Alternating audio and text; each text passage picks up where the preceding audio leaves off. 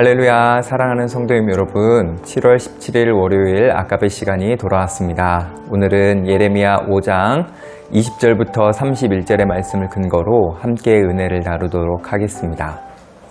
이스라엘을 향한 하나님의 심판은 확정되었습니다. 이제 예레미야의 역할은 이스라엘의 죄를 고발하는 일입니다. 당시 백성들이 들으려 하지 않았지만 그럼에도 예레미야는 백성들이 듣도록 말해야 했습니다. 왜냐하면 백성이 들리도록 말하는 것이 예언자의 사명이기 때문입니다. 오늘 말씀을 통해 우리의 사명을 생각해 보면서 이 시대 속에서 우리가 해야 할 역할이 무엇인지를 확인해 보도록 하겠습니다. 20절을 보시면 하나님께서 예레미야에게 야곱 집과 유다의 죄를 공포하라고 말씀하십니다. 이는 북이스라엘과 남유다의 백성들이 듣도록 죄를 고발하라는 것이죠. 그런데 사실 당시 백성들은 들으려 하지 않았습니다. 우리 21절 말씀 볼게요. 어리석고 지각이 없으며 눈이 있어도 보지 못하며 귀가 있어도 듣지 못하는 백성이여 이를 들을지어다. 지각이 없다는 것은 심장, 마음이 없다는 표현입니다. 즉 하나님을 알고자 하는 마음이 없다는 표현입니다. 그렇기에 어리석다라는 것이죠. 이스라엘은 하나님을 향한 마음이 없었습니다. 그래서 눈은 있어도 볼 수 없었고 귀가 있어도 들을 수 없었습니다. 그들은 하나님을 향한 마음이 없어서 하나님의 뜻을 알 수 없었습니다. 그럼에도 못 듣는 이스라엘이 듣도록 하나님은 예레미야를 보내셨습니다.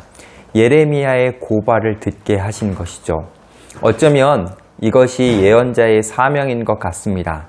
들을 수 없는 자들에게 들으라고 외쳐야 하는 것입니다. 이는 예레미야보다 100년 전에 사역했던 이사야의 사명과도 동일합니다. 이사야 6장 9절에 보면 들어도 깨닫지 못하고 보아도 알지 못하는 백성임을 알면서도 이사야는 외쳐야 했기 때문입니다. 결국 예언자적 사명을 가진 우리도 이 시대 속에서 사람들을 향해 외쳐야 합니다. 듣지 않는 것 같아도 보지 않는 것 같아도 우리가 할 일은 하나님의 마음을 전하는 것입니다. 이제 우리가 무엇을 전해야 하는지를 알려줍니다. 우리 22절 말씀을 함께 볼게요.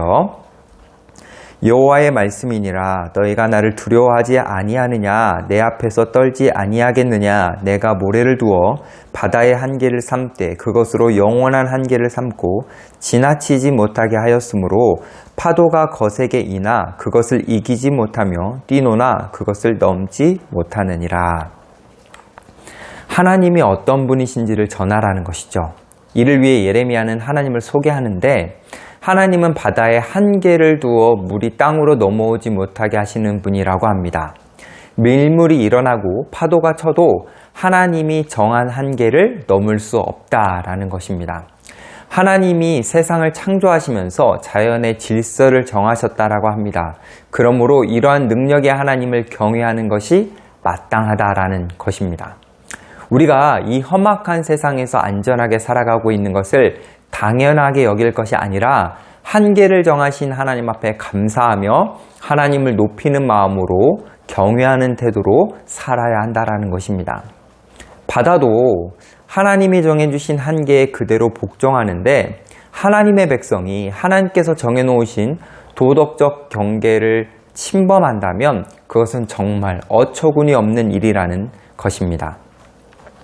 만약 우리가 하나님을 경외하지 않고 우리에게 그어주신 선을 넘어버리면 하나님도 우리를 위해 그어두신 경계를 무너뜨리셔서 물이 우리를 침범하게 된다라는 것입니다.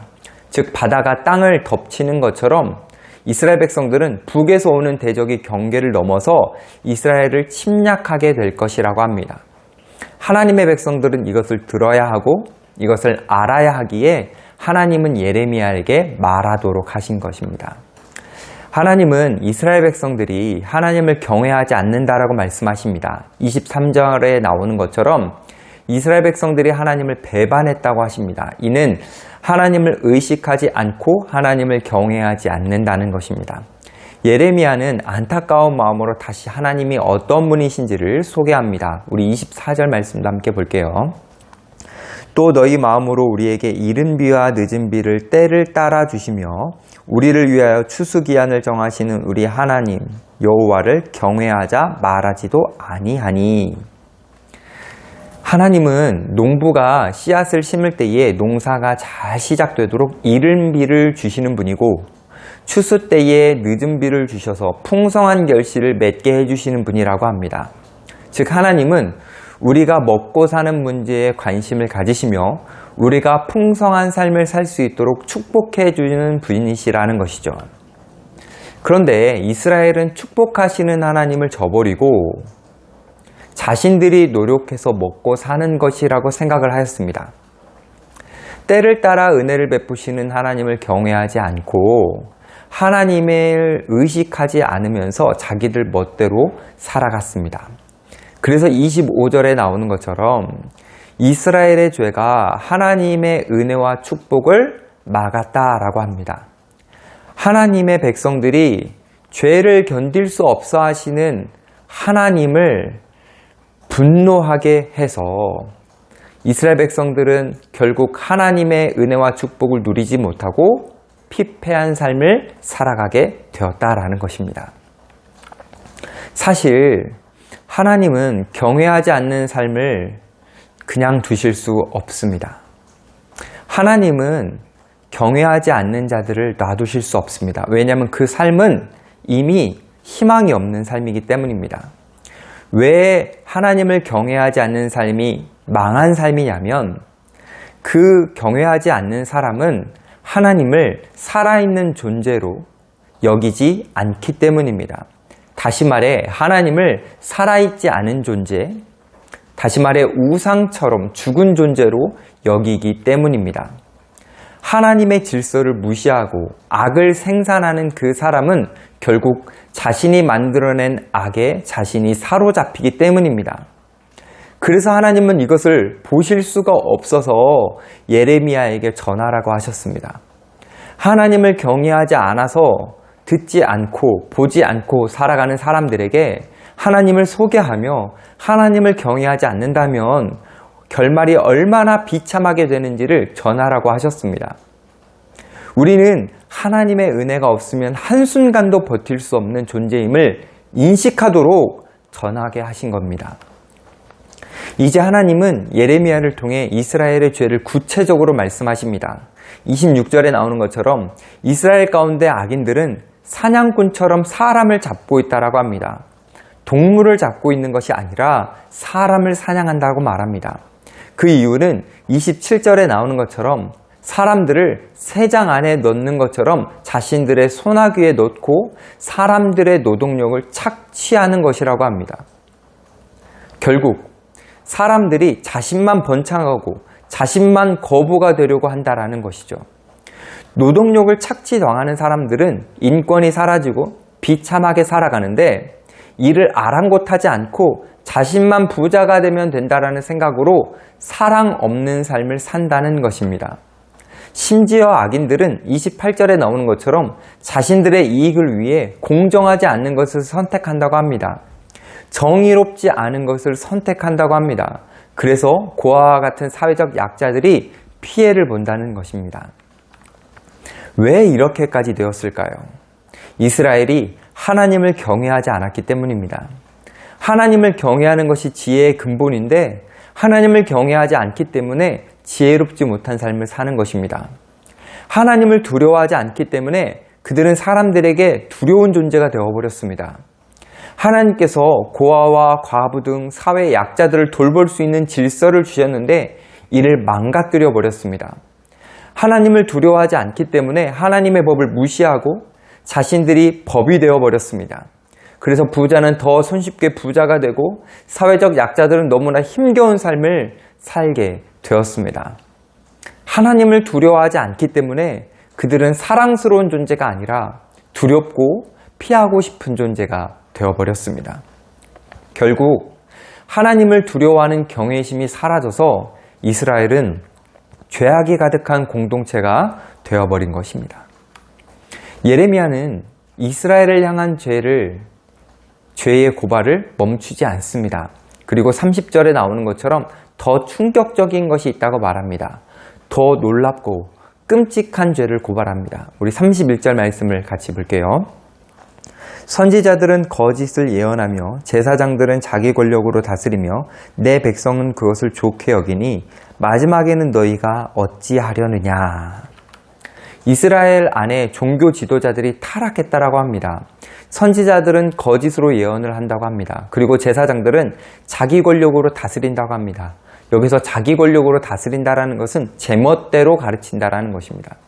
그렇게 이 말씀은 선지자들과 제사장들이 백성들이 좋아할 만한 것만 가르치고 예언한다라는 것입니다. 종교 지도자들이 백성들의 탐욕을 정당화해주고 백성들의 평안과 안전을 보장해주는 메시지만 전한다는 것입니다. 결국 종교 지도자들과 백성들이 한 통속이 되어서 하나님을 경외하지도 않으면서 자신들은 잘 살고 있다라고 착각하고 있다라는 것입니다. 하나님을 경외하지도 않으면서 자신들은 괜찮다고 생각하는 백성들에게 예레미야는 마지막으로 이렇게 말합니다. 31절 마지막에 보면 곧 마지막 때가 다가오고 있는데 어떻게 하려고 이러십니까? 라고 말합니다. 이는 어서 하나님이 정하신 한계 안으로 들어오라는 것입니다. 곧 심판이 시작되니 하나님이 주신 질서 안으로 들어오라는 것입니다. 예레미야는 이스라엘 백성들의 귀를 기울여 듣지 않았지만 애타는 마음으로 백성들을 향해 외칩니다. 그들의 죄를 구체적으로 고발하며 하나님께 돌아오라고 소리칩니다. 하나님께서 예레미야에게 이것을 원하시는 이유, 외치라고 하시는 이유는 사실 여전히 이스라엘 백성들을 사랑하시기 때문입니다. 하나님이 정말로 이스라엘 백성들을 사랑하셨기 때문입니다. 하나님은 정말로 백성들을 사랑하는 분이셨습니다. 그래서 하나님은 사랑하는 백성들을 지켜주시기 위해 자연 질서 속에서 질서를 만드셨습니다. 거센 바다가 인간의 영역을 넘어오지 못하도록 한계를 그어주셨습니다.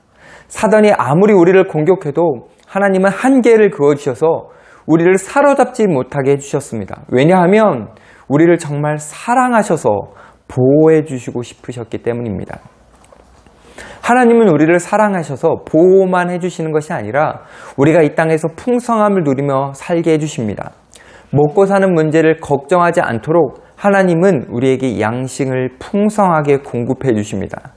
때에 따라 이른 비와 늦은 비를 주시며 이 땅에서 우리가 즐겁게 살도록 해주셨습니다. 하나님은 우리에게 특별한 것을 바라시는 것이 아니라 이 하나님의 은혜를 잊지 않기를 바라십니다. 하나님께 감사하는 마음과 경외하는 마음으로 살아가기를 바라십니다. 이는 우리가 하나님 안에서 이 은혜와 축복을 누리며 살기를 원하시기 때문입니다. 하나님은 우리에게 특별한 것을 원하시는 게 아니라 그저 하나님이 우리에게 주고자 하시는 이 은혜와 축복을 우리가 계속해서 누리기를 바라십니다. 하나님이 우리에게 원하시는 것은 그것뿐입니다. 우리가 하나님의 사랑을 누리기를 원하십니다. 오늘 말씀을 정리해 보겠습니다. 이 시대에 너무나 많은 사람들이 하나님의 사랑을 누리지 못합니다. 교회 밖에 있는 사람들만이 아니라 교회 안에 있는 사람들도 일부는 하나님의 사랑을 누리지 못합니다. 왜냐하면 하나님을 경외하지 않기 때문입니다. 하나님의 질서 안에 있지 않고 하나님의 뜻을 순종하려고 하지 않기 때문입니다. 그래서 우리가 예레미야처럼 예언자적 사명을 가지고 살기를 바라십니다. 사람들이 듣지 않는다 하더라도 하나님이 어떤 분이신지를 알려주고 사람들의 죄가 무엇인지를 우리가 고발하기를 원하십니다. 중요한 것은 우리가 사람들에게 하나님을 소개하고 사람들의 죄를 고발하는 방법은 다르지 않다라는 겁니다. 그것은 딱 하나입니다. 무엇이냐면 우리가 하나님을 따라 살아가는 것입니다. 우리가 하나님을 닮은 모습으로 살아가는 것입니다. 그것이 우리가 하나님을 소개하고 사람들의 죄를 고발하는 유일한 방법입니다. 우리가 하나님의 닮은 모습으로 살아갈 때에 사람들은 자신들이 하나님에게서 얼마나 멀어져 있는지를 알게 될 것입니다. 그렇다면 우리는 하나님의 닮은 모습으로 살아가기 위해 어떻게 해야 할까요? 이런 겁니다. 바다가 우리에게 넘어오지 않도록 하나님께서 한계를 그어주시는 것처럼 우리도 한계를 그으며 살아가는 겁니다. 정의와 공의가 실종되는 것 같은 이 세대 속에서 우리가 정의와 공의를 보여주며 죄악이 우리에게 다가오지 않도록 선을 긋는 것입니다. 우리가 세상과 다른 삶을 보여주는 것입니다. 또한 하나님이 사람들에게 이른 비와 늦은 비를 내려주시는 것처럼 우리도 은혜의 비가 필요한 사람들에게 우리가 줄 수 있는 만큼 사랑을 베풀며 살아가는 겁니다. 우리가 큰 부를 얻기 위해 다른 사람을 착취하거나 괴롭히는 것이 아니라 함께 즐거워할 수 있도록 사랑을 나누는 것입니다. 이를 통해 우리는 하나님이 어떤 분이신지를 보여줄 수 있고 세상 속에서 이기적으로 탐욕적으로 살아가는 사람들이 그 삶이 얼마나 어리석은 것인지를 우리가 고발할 수 있는 것입니다. 사랑하는 성도 여러분, 하나님은 우리를 사랑하십니다. 그래서 31절 마지막에 나오는 것처럼 하나님은 우리에게 마지막 시대를 살아가는 우리가 어떻게 살아갈지를 물어보고 계십니다. 우리만큼은 하나님이 어떤 분이신지를 보여줄 수 있는 예언자적 삶을 살기를 원하십니다. 우리만큼은 이 시대가 얼마나 악한지 보여주는 예언자적 삶으로 살아서 하나님의 마음을 시원케 해드릴 뿐만이 아니라 우리 주변에 한 영혼이라도 주님께로 돌아오는데 우리가 쓰임받기를 원하십니다. 사랑하는 성도님 여러분, 우리가 정말 하나님을 경외하는 삶을 살아서 우리를 통해 많은 이들이 하나님이 지금도 베풀어주고 계시는 그 풍성한 사랑을 누리면서 살아갈 수 있기를 간절히 소망합니다. 기도하겠습니다. 하나님 아버지 감사합니다. 하나님은 우리를 사랑해 주시는데 우리가 그 사랑을 너무 가볍게 여기고 하나님의 은혜와 축복을 너무 당연시 여겼습니다. 바다의 한계를 그어주시고 이른 비와 늦은 비를 내려주신 그 하나님을 경외하지 않고 우리 뜻대로 우리의 멋대로 살아가는 인생이 우리입니다. 하나님 우리를 긍휼히 여겨주시고 다시 한번 하나님 앞에 경외하는 태도로 살게 하여 주셔서 우리의 삶을 통해 많은 이들이 주님 앞에 돌아오게 하여 주옵소서. 하나님은 여전히 사랑이신데 그 사랑을 알지 못하고 살아가는 자들이 너무나 많이 있습니다. 그 사랑을 먼저 받은 우리들이 그 사랑을 나누고 또 나눠서 우리 주변에 있는 자들도 하나님의 사랑의 품으로 돌아올 수 있도록 우리를 사용하여 주옵소서. 그래서 이 땅 가운데 풍성이 임하는 하나님의 사랑을 많은 이들이 누리면서 살아갈 수 있도록 하나님 역사하여 주시옵소서. 감사드리며 우리에게 사랑을 주신 예수님의 이름으로 기도드립니다. 아멘. 감사합니다. 오늘도 이 말씀으로 풍성한 사랑을 누리며 살기를 간절히 소망합니다.